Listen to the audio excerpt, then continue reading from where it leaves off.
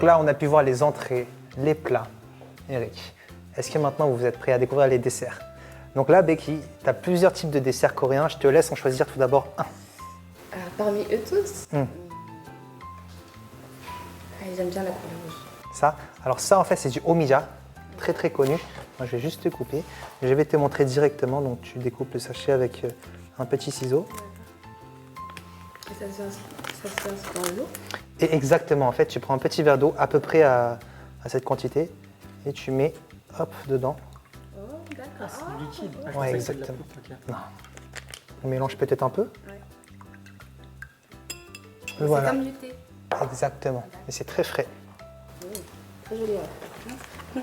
Donc dis-nous ce que tu en penses. Ça moi j'adore. Personnellement j'aime bien le omija mais également le yuja aussi, c'est très très bon. C'est très bon. C'est bon hein? C'est assez long. Dommage. C'est à moi. C'est trop Il n'y a long, pas un c'est deuxième beaucoup. paquet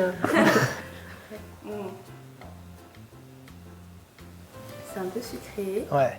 mais ça reste tout à fait. C'est légèrement sucré, ça a une très belle couleur, c'est très frais, c'est très bon. Bon maintenant du coup Jyoti, je peux te laisser en choisir un aussi. Je peux prendre le Makgeolli?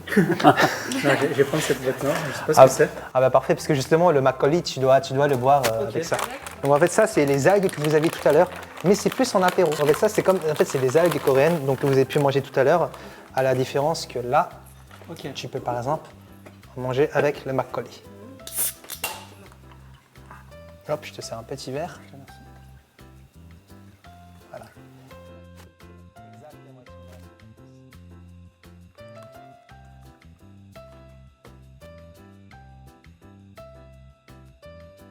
C'est très connu aussi. Ça se mélange bien. Ça, c'est vraiment avant les gros repas, avant les plats, avant les entrées, quand t'invites des gens et ils s'ennuient un peu autour de la table. Hop, tu leur ramènes ça pour commencer. Donc, c'est très sain. Et là, maintenant, Becky, je vais te laisser choisir un autre dessert. D'accord. Celui-là. Alors, celui-là, si je ne me trompe pas, en fait, c'est du chocolat aux haricots rouges. Chocolat. Aux haricots rouges, exactement. D'accord. Merci. Alors. Ah, ok, d'accord. Ok.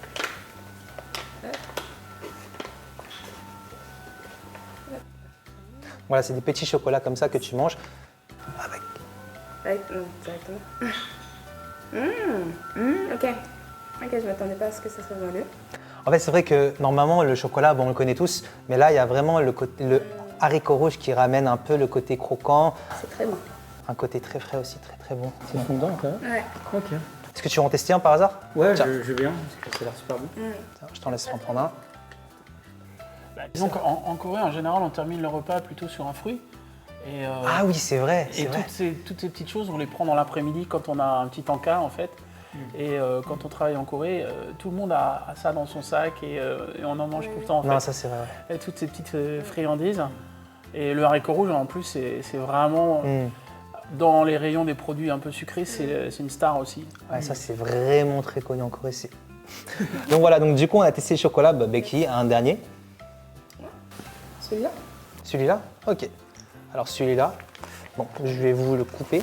Alors en fait c'est du miel au ginseng. Je suis actuellement en train de couper quelque chose devant un chef. Et, Pardon. ouais, mais surtout, ce que tu voulais dire, c'est que c'est quand même très très précieux, hein.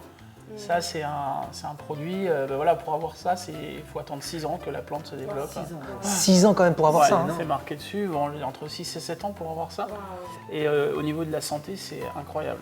C'est incroyable. Donc voilà, là j'ai coupé 5 petits morceaux qu'on pourra se partager ici. Bon, je prends le plus gros.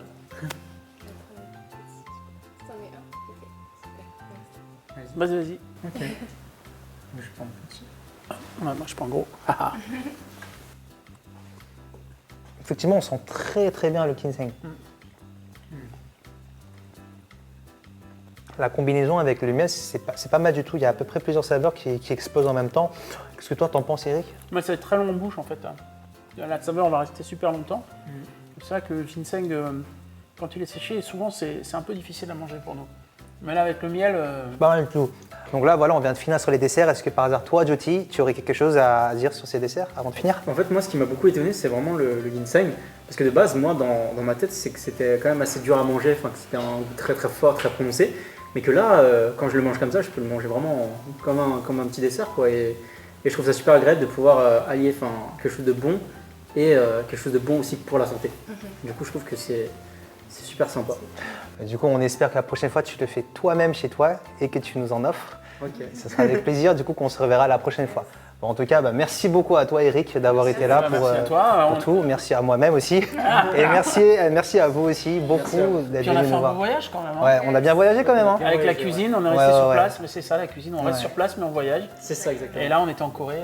Ah, ça, c'est la phrase de fin, ça. La cuisine, c'est l'art de voyager.